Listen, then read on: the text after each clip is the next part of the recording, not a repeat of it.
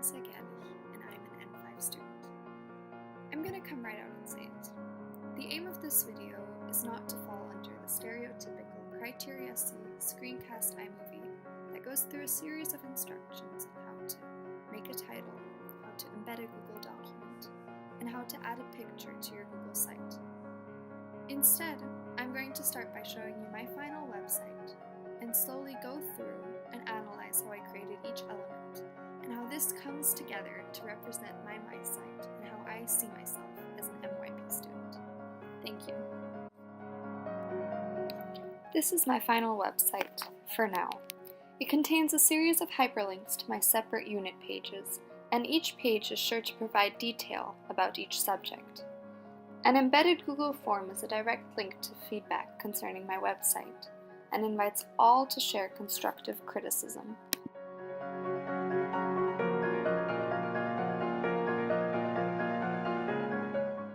This is an example of my subject page, where I've added a hyperlinked image that corresponds to each unit page. I would also like to show my design page, where I have encapsulated both criterion B and C.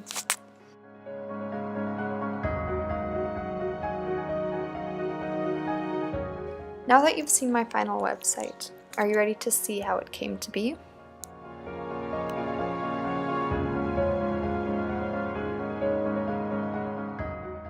First of all, it was mandatory to use the new Google Sites for this project. I wanted to start by making a title, so I added my own text into the given box and made sure that the text was under the category of title. In this case, the bigger text size is more effective as the title must engage with the reader and introduce the website.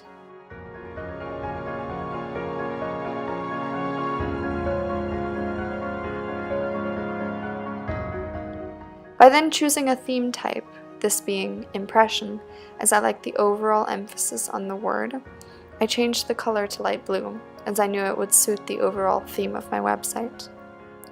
Finally, to complete my title, I clicked on the bottom left of the title box on Change Image and chose to select an image that has already been placed there by Google Sites. In most cases, I choose to do this as the quality of the images is at most times better. I chose the sticky note background as it resembles my idea of my site, a series of little notes all coming together on one board.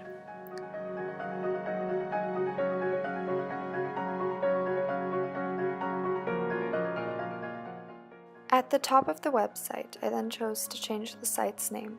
In this case, the name that almost corresponds to my main page title, Anastasia Galich. For the logo, like most of my classmates, I decided to add the TISA logo. By having previously downloaded the logo, all I had to do was click on Add Logo and upload my image. I made sure to add an image with a transparent background so that it would not clash with the background color.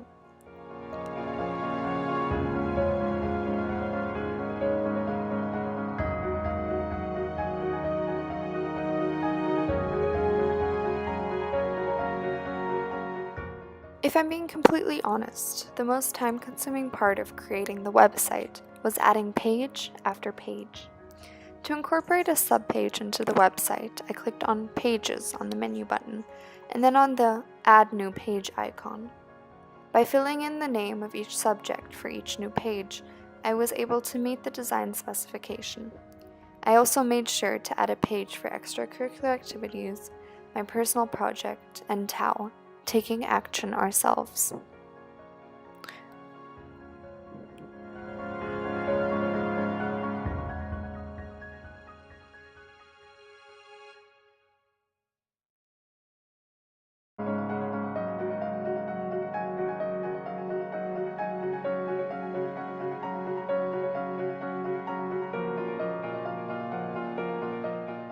To show my knowledge of creating a subject page, I decided to take design as an example.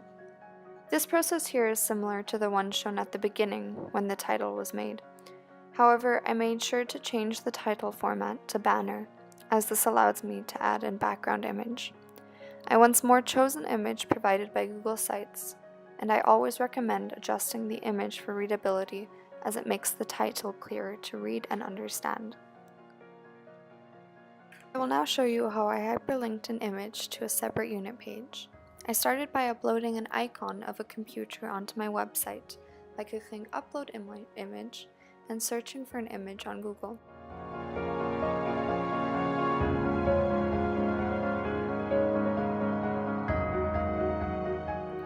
As you can see, the image could be easily modified in size by expanding at the corners.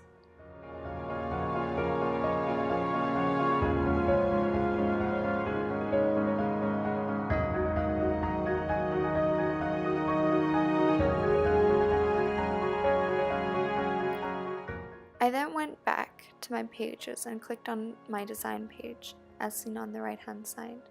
By clicking on the three dots on the right of the indicated page, I was able to create a subpage and name this Unit 1. However, it was crucial that I hide this page from navigation, as I would only like it to be accessible through the hyperlink.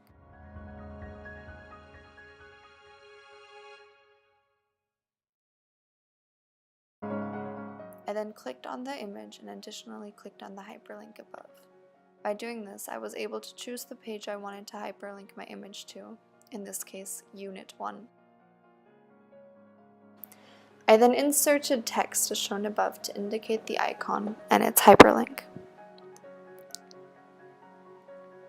I then made sure that the text type was at subheading, due to the fact that it could be distinguishable from the title. By clicking on the eye icon at the top, I was able to view the website and test the hyperlink. By then clicking on the color palette on the top left of the computer icon, I was able to change the color of my text box. However, I chose to keep this at gray because I felt that it suited the background title. I would also like to demonstrate that an image could also be put in, but I felt that this was not necessary because by placing an image onto my background for my text box, it would not be coherent with the background title.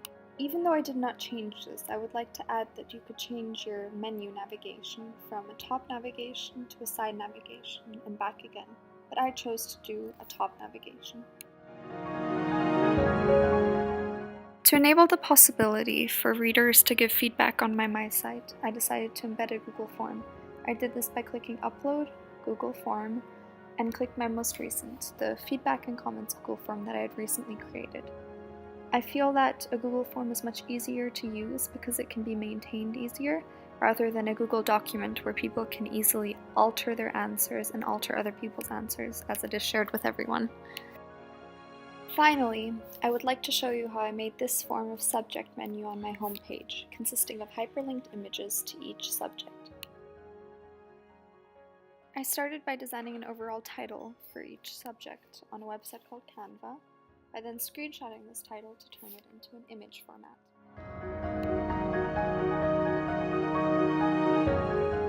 Using the skills shown previously in this film, I uploaded the image that I had screenshotted.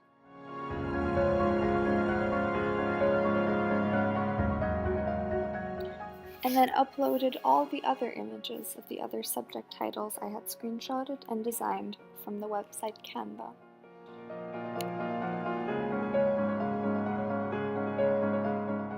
Using previous skills, I then hyperlinked the image to the website correspondent to the name of the title. I continued to do this until I had a series of titles corresponding to their subject pages, so it looks a little bit like this. I would also like to note that you can tag images together by dragging as so.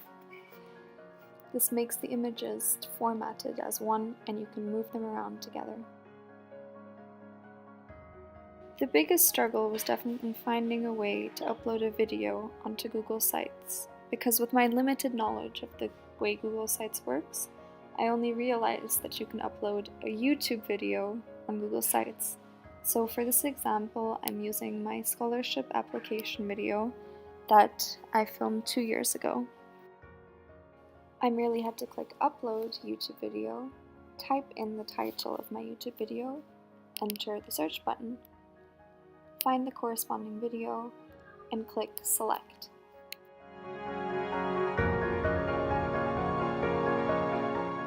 I was also able to change the title of my of my video on my website by merely clicking the video and changing the title as shown.